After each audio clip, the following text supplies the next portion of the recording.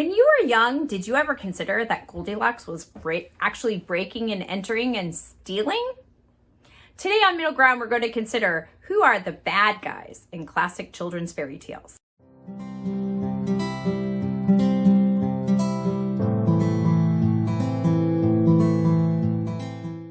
Hello, book nerds. I'm Megan. I'm Deborah. And I'm Lance. Welcome to the Middle Ground. Today we're going to be talking about classic children's fairy tales that you probably grew up hearing, maybe even acting out in stories with your friends or your classmates. And we're going to talk about who are the real bad guys. Is it the person that we've always been told, or is there more underneath the surface in these fairy tales? For instance, as I said in our introduction, in Goldilocks and the Three Bears, I always, as a child, heard it as, oh, this poor girl, she was chased by these bears and almost eaten alive, and she just barely escaped. But now as a grown-up, when I read it, I think, Where were her parents? well, yeah, first of all, where are her parents? And secondly, she just walked into some stranger's house, uninvited. Some strange Helped bears. herself. And then proceeded to help herself to all of their food, to break their furniture, and to sleep in their beds. It was a kinder, gentler world back then. Was it? Or else she's guilty of breaking and entering and stealing. Or how about in Hansel and Gretel? Remember, there's the horrible evil witch who tries to put them into her oven and bake them. But, you know, they had come and eaten her house. And was she the real bad guy, or was it their stepmother who convinced their father to lead them into the woods and abandon them? Yeah, it's pretty bad. So as we've said in our last episode, talking about heroes and anti-heroes, villains, the protagonist isn't always very heroic in a virtuous or moral sense. But they are the main character, therefore we call them the protagonist or the hero. But in children's literature, especially, a lot of the protagonists, a lot of our heroes, in the case of Hansel and Gretel, in the case of Goldilocks and the Three Bears, the heroes are not necessarily either very heroic or known for particularly good judgment. So, for example, what about Rumpelstiltskin? Yes. So in Rumpelstiltskin... Okay, let's review because some of us, it's been a couple of days since we did the Rumpelstiltskin story. So at the beginning of the story, there is a greedy king, and there is a father who is falsely bragging about his daughter and saying how wonderful she is, that she can turn straw into gold, and which is not true. And the greedy king hears about it and says, well, I want her to be my wife. And the father is overjoyed that his daughter is so fortunate to marry the king, not thinking about the fact that the king will then say to her, here, take this straw and spin it into gold for me, which she can't do. And so she's stuck in this horrible position because of the lies of her father and the greed of her now husband. And Rumpelstiltskin shows up, and somehow he is able to So is there some consequence? It seems to me there's some consequence for the...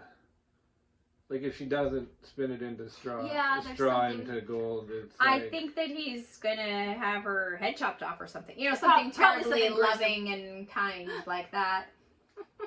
Or maybe her father's head is gonna... Anyway, someone's head is gonna roll, if I'm remembering properly. Yeah, probably. I remember her being, like, locked away, too. Like, right, she was locked into the room with the straw and the spinning wheel. Yeah.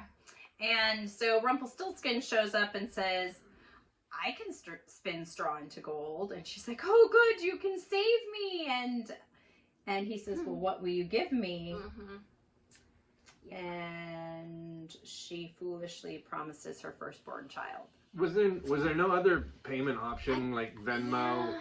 Like, I know, you know, that's pre-technology. That seems to be what they promise in fairy tales. Like, but the thing is, like, he didn't need gold because he could make it for himself. So maybe that was all she could think of that was of value and wasn't money. I don't know. Anyway, so who's really the villain? Is it Rumpelstiltskin, who actually can perform magic, or is it the father who lied in the first place, or the king who was motivated only by greed and willing to kill people if he didn't get cash? And ultimately, if I remember correctly, they have to guess his name, otherwise he's Right. going to take the child. Right. And Yeah.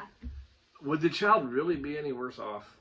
Like, I mean, He might be better off with Rumpelstiltskin, who can do magic, and I mean, this woman had a child with a man who was going to kill her for money. she may not have had a lot. Like, she may not have had many options. In the This whole is true. scenario. She is a victim. But anyway, again, great theme to be teaching children. Yeah. Yeah. How about Jack and the Beanstalk? Yeah, Jack was kind of stealing stuff, you know? He Like, was totally stealing. Yeah. I And mean, yeah, just we're- breaking in, stealing stuff. What are we Mhm. teaching these kids? yeah, climb up the magic beanstalk, wander into the giant's house, and take things. Okay, plan. now here's the problem. If you're like me, you haven't read any of these children's stories for like days. So Just is days. Jack and the Beanstalk, does he like, this is a different story, or it's the same story where he trades like the cow and ends For up beans. with 3 beans? He's very foolish to begin with. And I think most of the Jack stories, Jack is an idiot, which just goes to show. Yeah, as a hero, he's not morally good. He's not wise. He doesn't listen to his mother. Yeah. Which is why he ends up with the beans in the first place. You had a fairy tale that you brought. Some of you may be familiar, well, of course, in our episode on Neil Gaiman, we talked about whether Neil Gaiman was suitable as children's literature. And we decided if Grimm's fairy tales are appropriate as children's literature, Neil Gaiman is no worse. And this lovely, it's a nice, fits in the hand nicely, juniper tree that is illustrated by Maurice Sendak and translated by Laura Segal. And you can see Sendak's typical sort of pen and ink drawing and the sort of style that you're accustomed to from many of his other children's work. The Juniper Tree is a compendium of wondrous and horrible, It's pretty horrifying. horrible Grimm's fairy tales, with the Juniper Tree as the last story in the volume. And I'll just read a little portion of the verse. This in the voice of a child. My mother, she butchered me. My father, he ate me. My sister, little Anne Marie, she gathered up my bones of me and tied them in a silken cloth to lay under the juniper. Twee, twee, what a pretty bird am I. That gives you a little bit of an idea of the rest of the story. Not to quote Paul Harvey.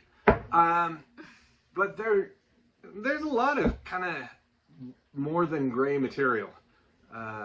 More than gray area, not gray material. You On can an cut that interesting out. side note, I heard today that there's going to be a new release by Maurice Sendak from notes and things that he left. So after, I don't know how many years after his death, there's going to be a new Maurice Sendak book for his fans. So when that comes out, George have to do an Carlin put out a episode new on it. album, so okay. Post-mortem. All right, and one more thing in the list of inappropriate classic tales for children, I would just like to address the song and book and horrible movie Rudolph the Red-Nosed Reindeer. Any thoughts? it's a, It's something I never thought about as a kid. Like, I didn't really think about it at all. Didn't? No, not really. Wow. I mean, yeah, I thought they were mean, but I never thought about the fact that, oh yeah, they were kind of just, they didn't like him until he was useful. Like, what jerks. Right. They're just using him. Right. Like, that's something I didn't think So, about. like, the bullying is never addressed. It's just, oh, now that your nose is shiny, we like you. We decided 'cause you're we cool. can use you. Yeah. We decided shiny noses are in now. because And it's if it- useful to us. If it had not been foggy that night, they would have continued bullying Rudolph for who knows how much longer. So I guess what we're saying on the whole is there are a lot of troubling underlying themes and tensions in classic fairy tales that might make it wiser to choose other stories. And if you do choose to share these stories with your children, I would encourage you to discuss these issues Right, just talk about and not leave them things unsaid, but use it as an opportunity to say, for instance, was the way the reindeer treated Rudolph, was that okay? And if you hear someone talking to someone you know like that, what could you do to be a friend to Rudolph, to be kind, to help? And so we have a few books that we would like to recommend now that would promote some better values and better attitudes and better themes for young children. I'm going to actually throw in here. I don't want to overdraw the distinctions between Gen X and Millennials and Gen Z. Gen X parents, a lot are like, oh, screw it. They'll get over it. Or maybe they're not. Because Gen X... You mean Gen X as parents or Yeah. Gen X Like, their I was parents? totally not like that as a parent. I yeah, was like, you're right. I think Gen X, a lot of us became helicopter parents and overprotective of our kids. probably so.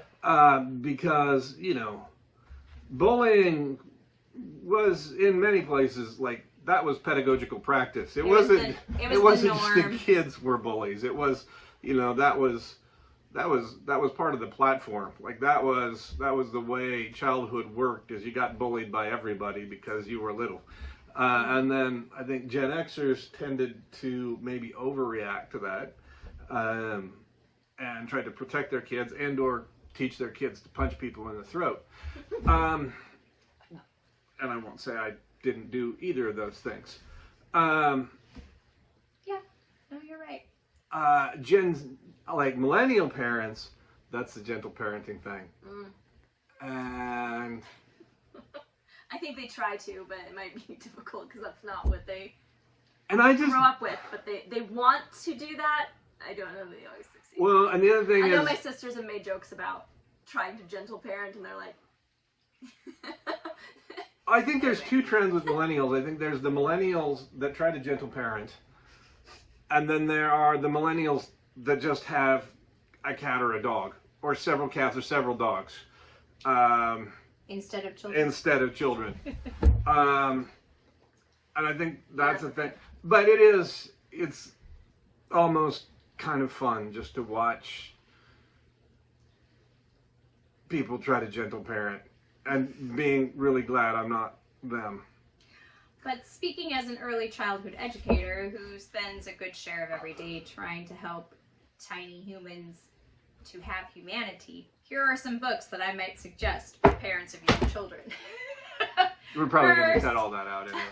First is The Cool Bean, and it starts out with a somewhat awkward small bean who grew up with friends, and once they got to school, those friends became the cool beans, and he felt kind of left out and awkward and clumsy. And he tried to be a cool bean by joining them in... Oh, you have to show that picture. Which one? The one, like that one right there. Look. He's got a bow tie. Bow ties Bow ties are are cool. cool. Anyway, he tries to join them in being cool by putting on sunglasses, also cool. which really doesn't work for him.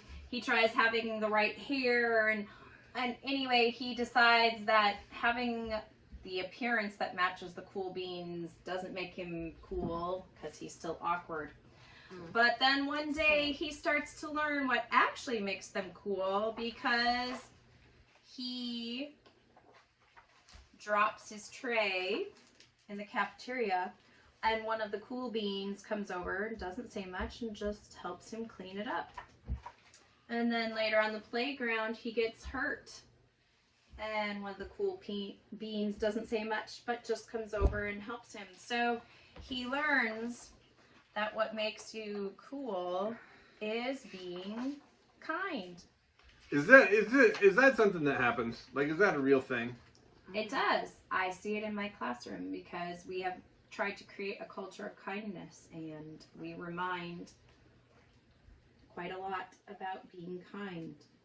And we try to give examples of what is kind as we're given in this book. So that's another thing that I really like about this book, called A Little Spot of Kindness, which suggests giving a child a sticker, like a dot sticker, on their hand. It doesn't matter what color, whatever their favorite color is, and whenever they see that spot, it's to help them to remember to do something kind. But lots of times children don't know what kindness really is, because adults will say to them, be kind, but they don't know what being kind looks like. So what I really like about this book is that it tells us specifics. For instance, this one says, remember, apologizing is being kind. Or this page says, remember, helping is being kind. Mm-hmm. And so it gives specific examples about different ways to be kind. Remember, cleaning up after yourself is being kind. Mm-hmm. So it gives specifics and helps the kids to understand how they can practice kindness. Yeah, this book does a similar thing where it said, it asks, what is kindness? And kindness is this, and gives examples of, like, taking care of your neighborhood, or listening to someone if they need to talk, or being there for them when they're sad. It gives specific examples. So, right. And nice. This is also a great one, especially for younger children, and it works really well as a read aloud, because especially as early childhood educators, we have to deal with, is it okay to say no when someone comes up and asks to play with you? And in a community where we want to show kindness and not show bullying, we, in most situations, want to say, if someone asks you, may I join? The kind answer is yes. So in this book, two best friends, an elephant and a pig, are playing catch with a ball, and a snake comes up and wants to join them in playing catch. And it proves a bit of a problem because what happens right here is Pig says, but you do not have arms. And Snake says, I do not have arms?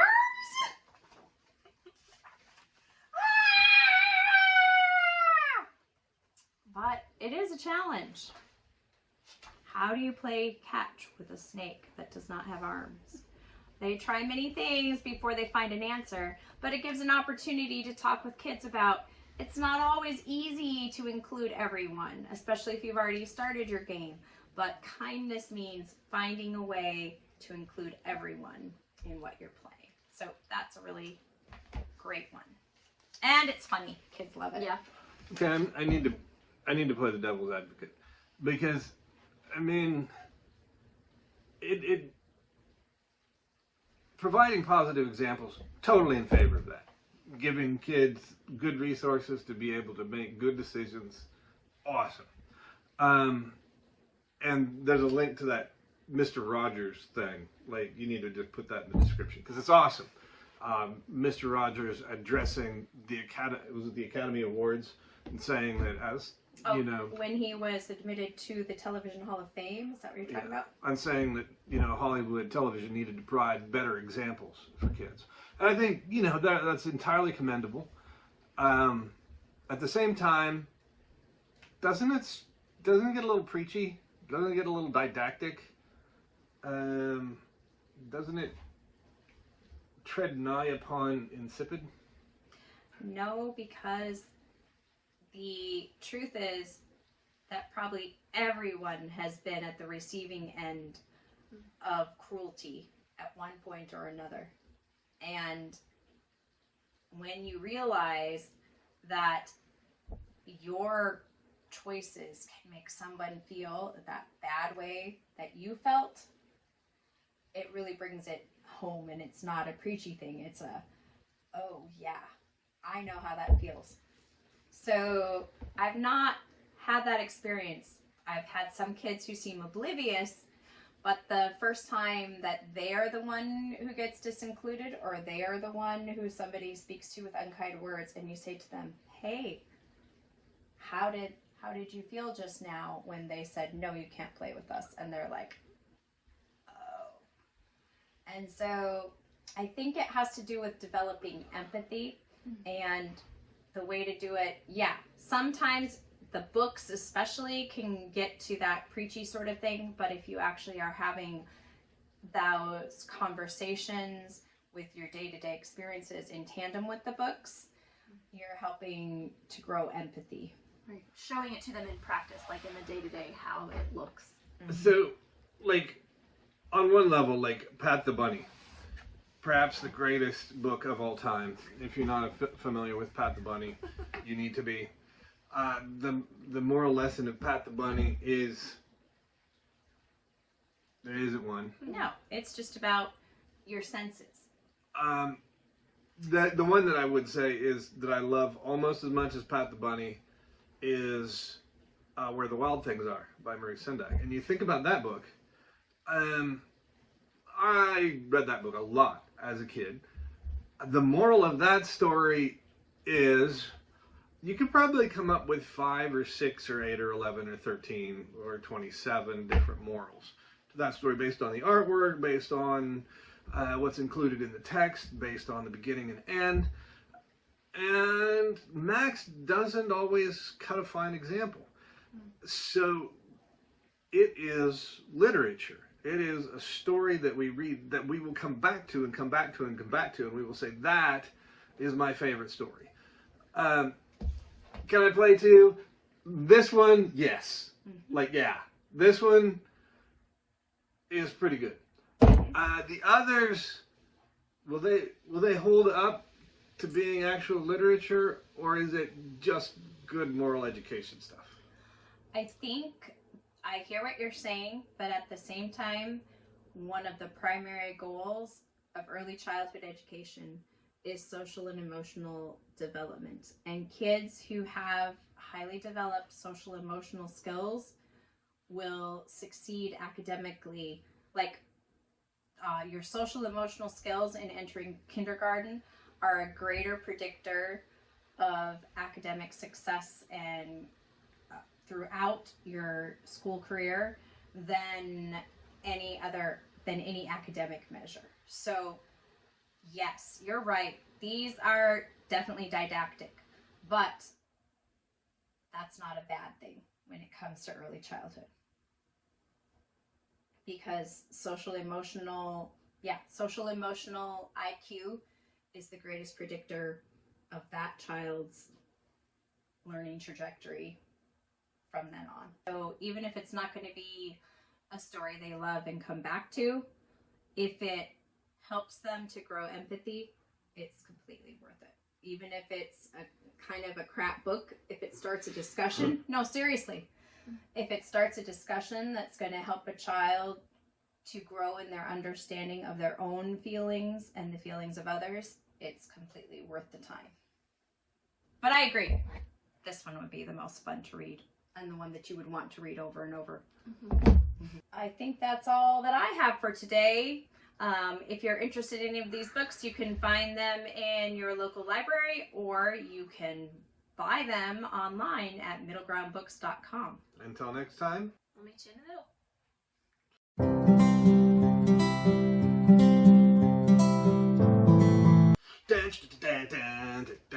And this is where we talk like we're on the news. Listen up, beans and carrots, beans and carrots. I once Yes, you knew have a to do the- person you have to do the named paper thing. Matt. And what did Matt do? He didn't do much. Oh, he laid on the ground.